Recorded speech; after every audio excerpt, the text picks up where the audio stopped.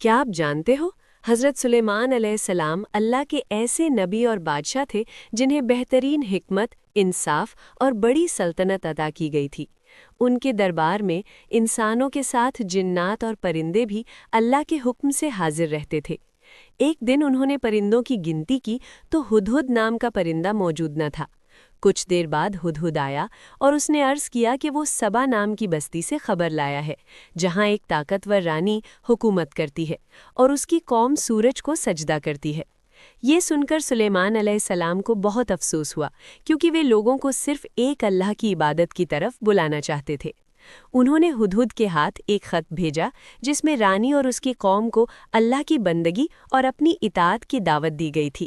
جب سبا کی رانی یعنی ملکہ بلقیس نے خط پڑھا تو وہ سمجھ گئیں کہ یہ کسی عام بادشاہ کا پیغام نہیں ہے۔ اس نے اپنے درباریوں سے مشورہ کیا۔ کچھ لوگوں نے لڑائی کی صلاح دی، لیکن رانی سمجھدار تھی۔ اس نے کہا کہ بادشاہ جب کسی بستی میں داخل ہوتے ہیں تو اسے اجاڑ دیتے ہیں، اس لیے بہتر ہے کہ پہلے سچائی کو سمجھا جائے۔ آخر کار ملکہ بلقیس خود سلیمان علیہ السلام کے دربار میں پہنچی۔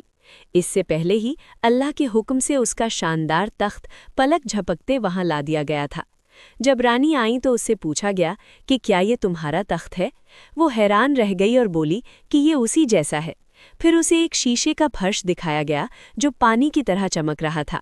اس نے سمجھا کہ سامنے پانی ہے اور کپڑا اٹھا کر چلنے لگی۔ تب اسے بتایا گیا کہ یہ شیشے کا بنا محل ہے۔ یہ سب دیکھ کر اسے یقین ہو گیا کہ سلیمان علیہ السلام کو اللہ نے خاص طاقت اور سچا علم دیا ہے۔ اسی وقت ملکہ بلقیس نے کہا، اے میرے رب، میں نے اپنے اوپر ظلم کیا اور اب میں سلیمان کے ساتھ سارے جہانوں کے رب پر ایمان لاتی ہوں۔ اس طرح وہ توحید کو ماننے لگی اور اس کی قوم کے لیے بھی ہدایت کا ذریعہ بنی۔ اور ویڈیو کے لیے فالو کریں۔